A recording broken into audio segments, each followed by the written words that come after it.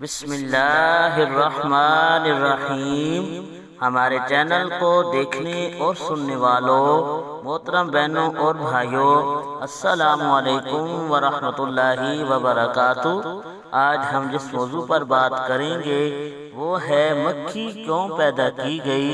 خراسان کا بادشاہ شکار کھیل کر واپس آنے کے بعد تخت پر بیٹھا تھا کہ تھکاوٹ کی وجہ سے اس کی آنکھیں بوجھل ہو رہی تھیں۔ بادشاہ کے پاس ایک غلام ہاتھ باندھے مؤدب ہو کر کھڑا تھا۔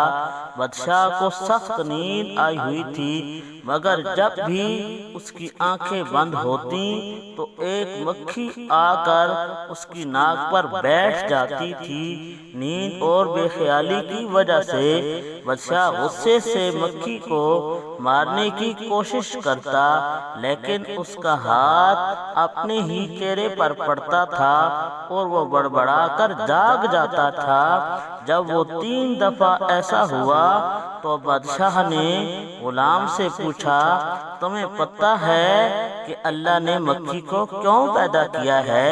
اس کی پیدائش میں اللہ کی کیا حکمت پوشیدہ ہے؟ غلام نے بادشاہ کا یہ سوال سنا تو اس نے ایسا جواب دیا جو سنہرے حروف سے لکھے جانے کے قابل ہے۔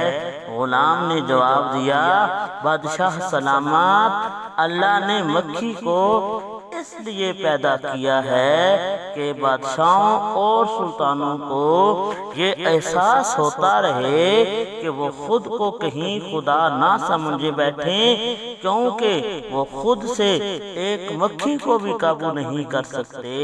اللہ تعالی ہم سب کو بھی اپنے ذکر شکر میں زندگی گزارنے کی توفیق عطا فرمائے، آمین۔